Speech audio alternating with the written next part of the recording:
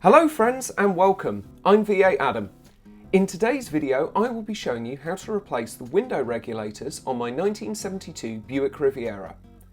I have manual winding windows, so a rarer option, but there are shared components with the power regulators, so hopefully this video will be useful to you even if you have power windows. Before you start, make sure you disconnect your battery. I'm using a battery disconnect unit that I've previously fitted. If you want to fit one of these yourself, be sure to check out my video on how to do that, which is in the top right just now. What's actually happened here is that there is a small circular disc that sits at the bottom of the window mechanism, and that's just popped off from the retaining pin. I've tried popping it back in, but the problem is it just comes out again and it therefore really actually needs replacing. A diagram of this entire unit can be found in the workshop manual, and it's figure 710. The part that we're going to be working on is the small round plastic disc which is located just here at the bottom of the entire unit. So when we take this unit out, we will see all of this in more detail, and as always, links to all of the parts and tools are in the description below. So we're going to start by actually removing the rear seats to make this job easier. And it's actually quite easy to remove the rear seats in this car. It's not too difficult.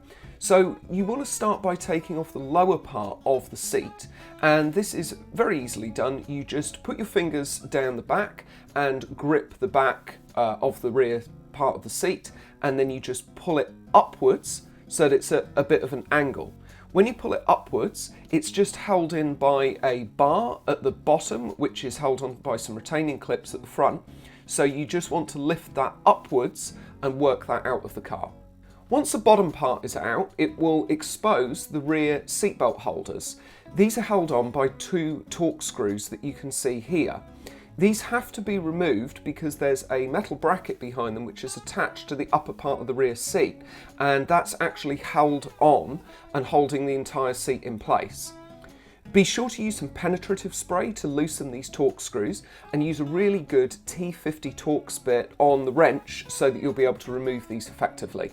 Make sure that the Torx bit is really well seated into the Torx bolt before you start unscrewing it, because you don't want to strip this. Once the rear seatbelt units are removed, the seat can be pulled upwards and it just comes off of some top hook clips that are holding it in place.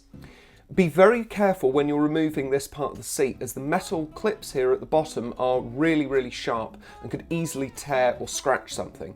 It's a good idea to cover these with some really strong tape just to be on the safe side. Next, we remove this piece of trim that goes along the top of the rear glass here. It's held on with some screws, so just simply unscrew these and the trim will come away. Be careful when removing this unit, as again it's quite sharp and it can scrape here on this part of the interior trim and cause some damage to it if you're not careful. Now we just need to remove the cover for the rear light here. This can be very easily done by just gently prying these tabs out. You can use a dash removal tool, or to be honest, you can actually just use your fingers, just get in there gently, carefully pry it away.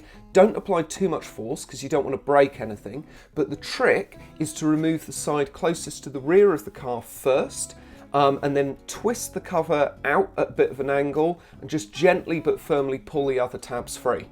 When the cover's off, just remove the bulb and the two screws either side of the bulb. This will release the entire light fitting assembly, like so. With the light assembly unit out, remove the two screws here, and this panel will just slowly lift away.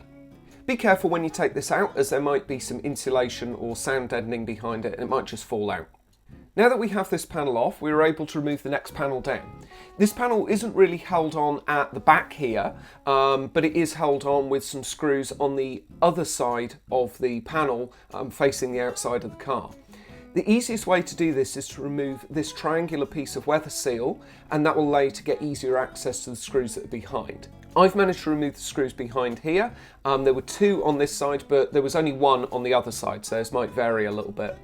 You can see here how the interior card is held on by metal clips at the top of the card, and those just hook over these retaining clips that are on the car.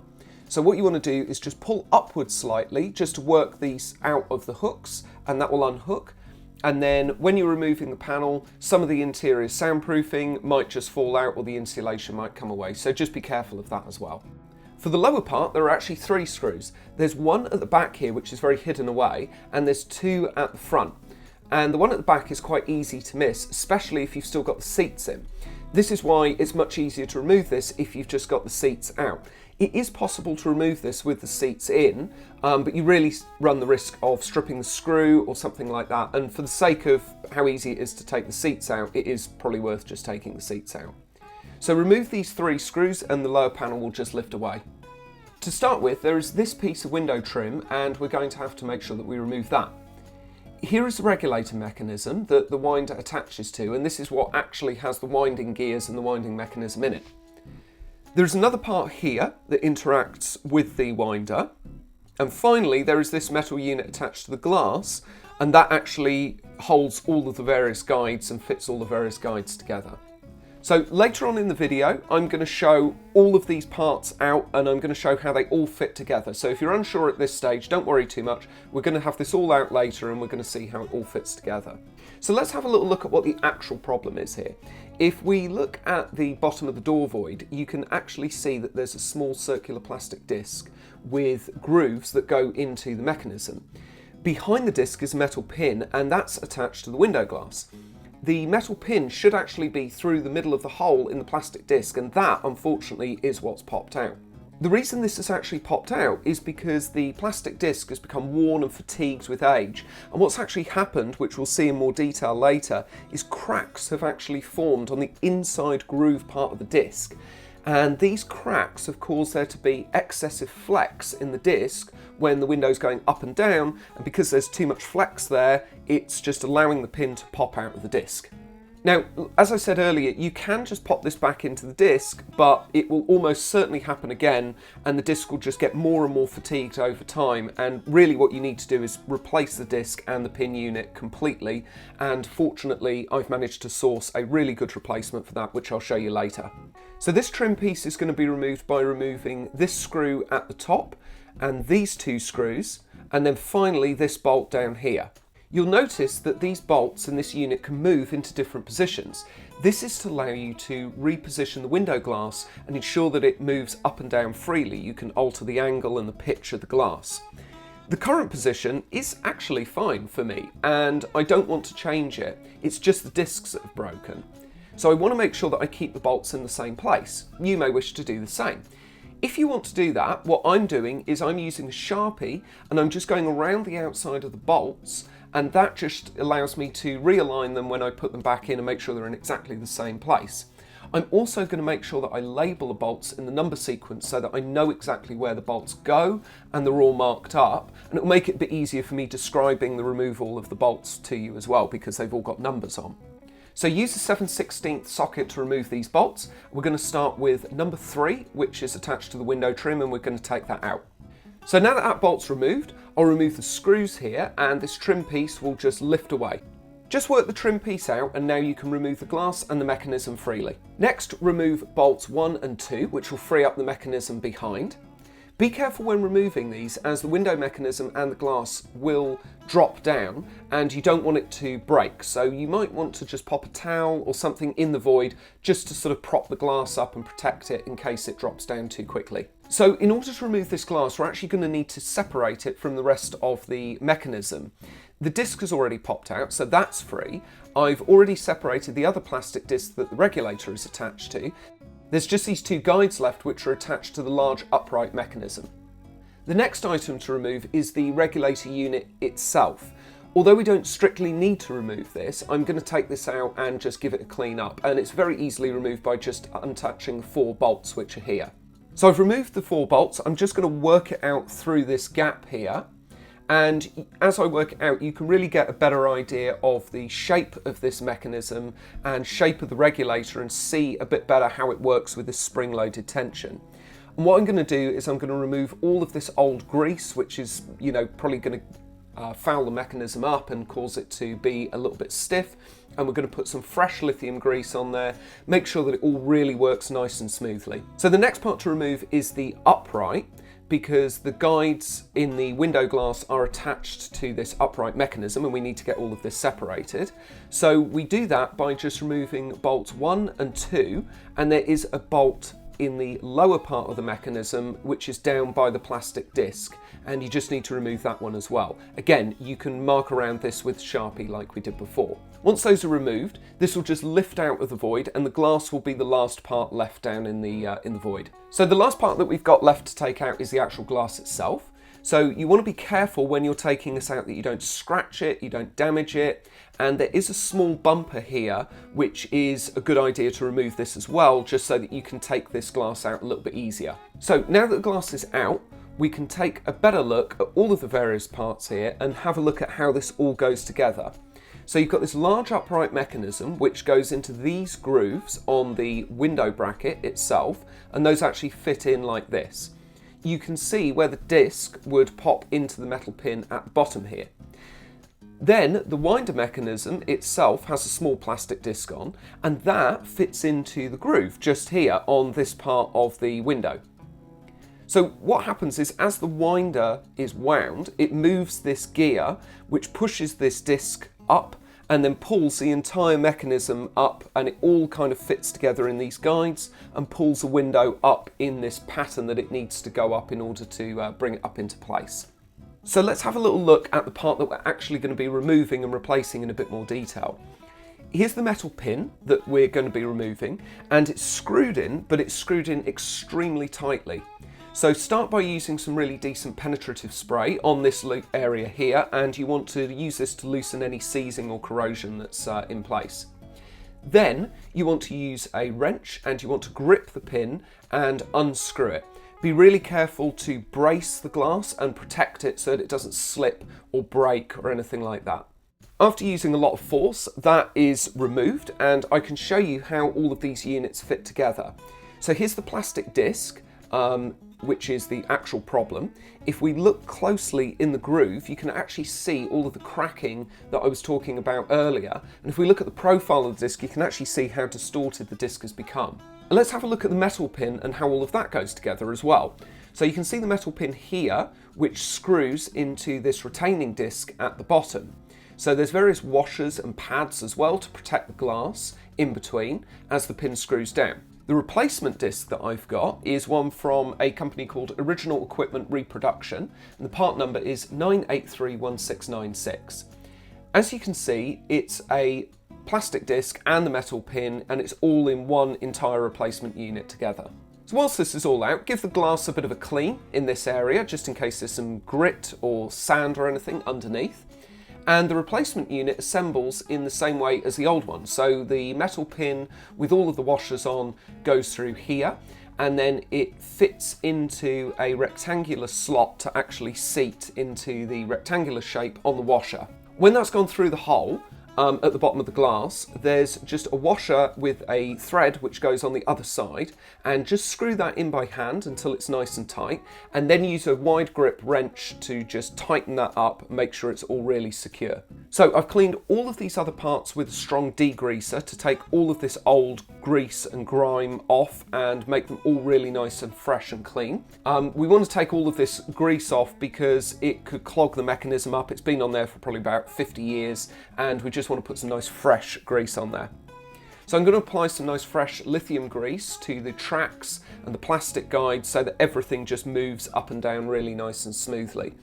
Here you can see all of the grease applied, and I'm going to drop everything back in, and we're going to start by attaching upright unit to the glass, and we're going to slide that down and attach the disc just here.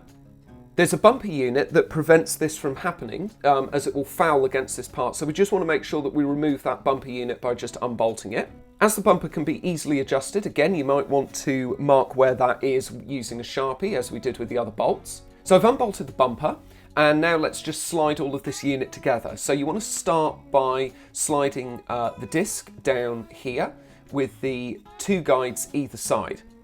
You'll then end up with the two guides slid in, and the unit will be in this position. So you can see how this is going to slide up and down. Next we want to put the bumper back into the same place that it was before, so we just bolt that back in. And now, very carefully, put the glass and the mechanism back in. Again, that bumper gets in the way that's at the top, so that can be easily removed.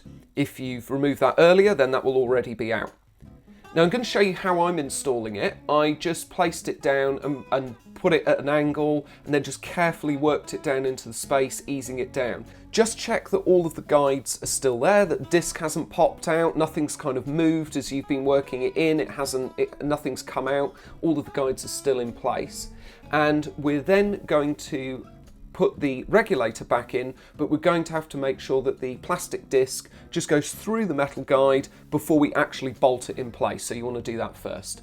So here is a better look at the bottom part, and I've secured the upright mechanism in with the bolt at the bottom that we saw earlier. All of the guides are still in place, nothing's come out, everything's still looking good. We're going to work the winder through the space here as we did before. Once it's through the space, just hook that plastic disc into that groove on the metal mechanism. And now we've actually got the winder in place and we've got that plastic disc in the groove. And what we need to do is just kind of push that unit up so that the bolt holes line up and we can start threading the bolts through, just start securing them in. So now we've screwed that all back in place. The top bracket just needs to go back in place so that we can reattach the top bolts. And here's the bracket back in with the bolts attached. And next I'm just going to put that window trim piece that we saw earlier back in place with the bolt and the screws. So now that all of those bits are back in place, before we start putting any of the interior trim or insulation or anything like that back in, just test that the window actually winds up and down smoothly. Just take the winder, just slot it over the pin. You don't need the clip on or anything like that. You just slot it over and just wind it and just check that everything goes up and down nice and smoothly. And as we're winding this and as we're testing this, you can actually see the mechanism here and how it actually works and how it should work and everything goes together. At this point as well, it's also worth checking the bumpers are in the correct place because you can adjust them. I ended up actually putting my bumper a bit lower down so that the window wound all the way down easily and it just created a really nice look where the glass went all the way down. You can, if you want as well, adjust some of the other bolts, the numbered ones, and the bolt at the bottom. And as you adjust these, you'll see how the pitch and the angle of the glass changes. And it's a bit of trial and error, but you want to adjust this just so that it goes up and down nice and smoothly and it fits into all of the weather shielding and everything's nice and smooth there. So have a little go with that if you want to adjust those. If everything's in place and everything looks good, then that's fine, just leave it where it is. So now it's just a case of putting everything back. So we need to put the paper back on. I've used some fresh masking tape here to make sure that it's held in place nicely. The next thing to go back on is the insulation. I've just used some nice 3M spray adhesive around the insulation just to keep it in place and make sure it's all held in nicely. Now we're at a stage where we're starting to put all the trim pieces back in. So we start with the lower and the upper trim pieces as they are here. They just go back in the same way that they came out. So just ensure that when you put this top trim back in with the interior light here, that there's a tab on the trim piece which will slot against a retaining tab on the actual body of the car. So just make sure those slot in nicely, and when you slot those in, it will really create a nice tight seal against the interior trim pieces here. So here's an overview of all of the different pieces together. I've put the screws back into place as they were before. Just remember the screw at the back on the middle trim piece where it was a little bit hidden away. And check again, now that all the trim pieces are in place, that the window winds up and down okay. Just carry on doing those tests as you're going along.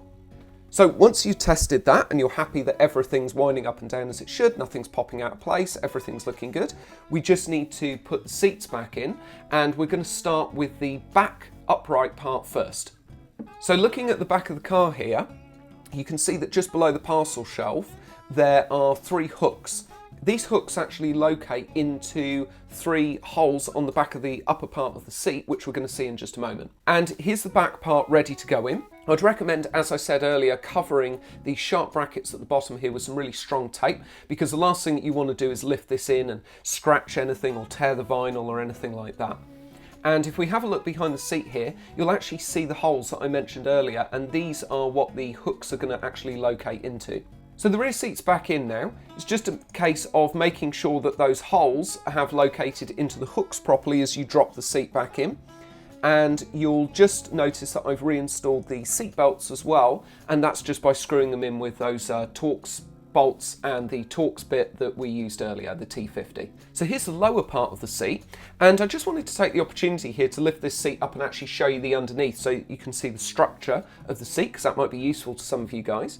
You can also see here at the front, these are the two bars which I mentioned earlier, and there's one on each side, and these actually locate into receptacle hook parts that you can see just located here on the actual car itself. The way to do this is you want to hook these bars onto these receptacles first of all by tipping the seat up at an angle, and then once they're hooked in and you can feel that they've seated in okay, you just want to push the seat down. But do remember to pull the seat belts through as you start to work it down, as you start to push it down. The seat is secured really securely at the front, as you can see here. It doesn't want to lift out, and all that we've got left to do is to reinstall the window winders themselves. So these are very easy to install. You want to start by making sure that the windows are in the full upright position. Decide what position you want the winders to be in when the windows are in the fully upright position. For me, I chose this particular angle because it looks really nice and comfortable when the windows are in the full upright position, and it sits really nicely in line with this piece of chrome trim along the interior trim here. It also allows a really easy grip to start winding the window down. So once you've decided your position, just insert the plastic disc and the horseshoe clip so that it looks like this. Once that's done, it will just pop back onto the pin and click into place. We've got the winder in place here, now just going to apply some pressure and it will just click in. And you can see now that it's really nice and firmly in place, holds a really nice position for us to be able to wind the window down. I'm going to repeat the process on the other side, making sure it's in exactly the same position so these two match really nicely. So I really hope that this video helped you and helps to serve as a better idea of how this entire winding system works, how it comes out, how everything fits together. As always, thank you so much for watching. Please like and subscribe if you like this video, and until next time, this is V8 Adam signing off.